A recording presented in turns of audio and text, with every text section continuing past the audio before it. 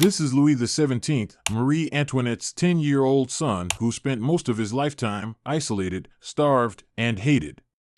He didn't realize his father was to be executed, was never told that his mother and Aunt Madame Elizabeth, who was imprisoned with his mother and older sister Marie-Thérèse, were to be taken away from him. He spent most of his childhood in prison and died in there. His death marked the end of French royal family. There has been a lot of innocent children and teenagers in our world history who have died of many causalities and even torments. Louis is one of them. But what offense did he commit to be kept this way? Hi, welcome back to History Rediscovered. To support our channel, please subscribe. In this episode, we discuss the tragic life of the forgotten son of Marie Antoinette, Louis XVII. Disclaimer, this is a very sad story. Louis XVII, named Louis Charles, was born at the Palace of Versailles on March 27, 1785, as the younger son of King Louis XVI of France and Queen Marie Antoinette. He was born a month just after the French Revolution. He had three siblings: Marie-Thérèse, Duchess of Angoulême, who was the eldest child to his parents; Louis Joseph, Dauphin of France, the king's male heir as the second child and first son of the king.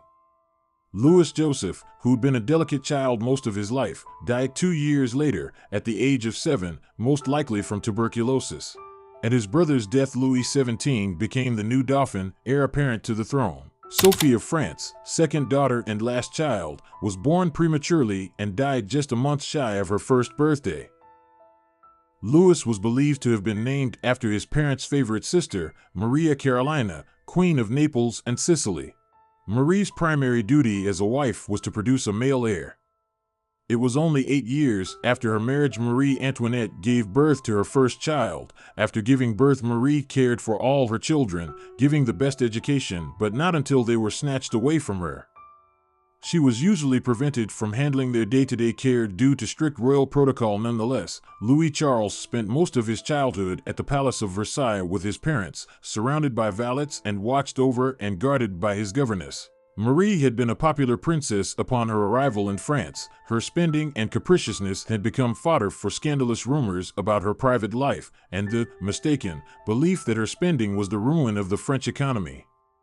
When Marie gave birth to Louis, he was considered to be an illegitimate child since he was born exactly 9 months after Axel von Fersen returned to court. Marie Antoinette was falsely accused in the libel-less of having an affair with Axel von Fersen, therefore he was thought to be the father of her son.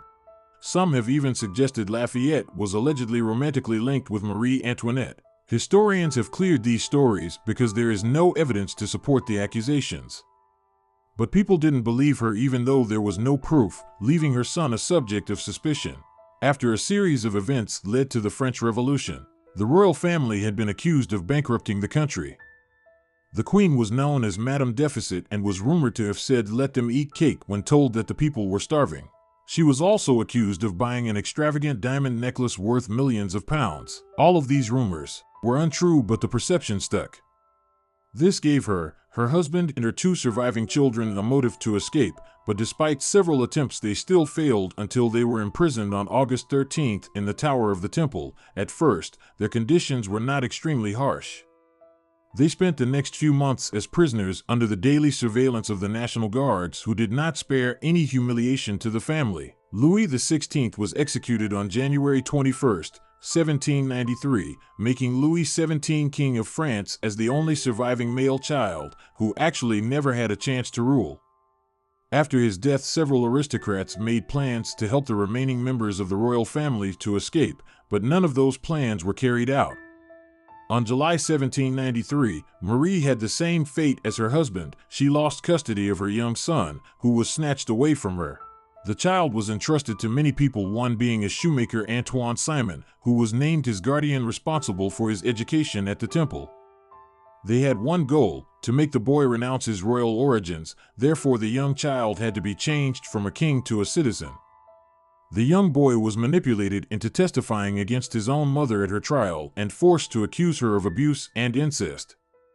On October 6th, Patch, Chalmette, Jacques Hébert and others visited the boy and secured his signature to charges of molestation against his mother and his aunt. Marie Antoinette was accused of treason and incest among others and died at the guillotine. The boy was left as an orphan and in prison, kept in abject isolation and in filthy conditions. There are many unconfirmed stories of how the boy was kept while in prison. It is believed the boy was tortured in prison by the shoemaker and his wife, but the tales told by royalist writers of the cruelty on the child have not been proved. The boy had many visitors from time to time, and in the same year, the shoemaker was no longer in custody of the boy, who was left in good health. From this point, records of what happened to Louis are missing. It is said, however, that after the departure of his guardian, Louis was locked in a dark room which was fabricated like a cafe of a wild animal. The harsh conditions of his confinement rapidly and drastically undermined his health, which was already fragile. The story runs that food was passed through the bars to the boy, which was never opened.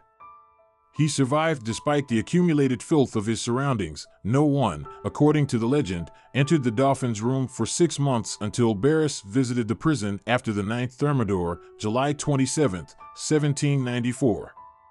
Barras's account of the visit describes the child as suffering from extreme neglect, but conveys no idea of the alleged walling in.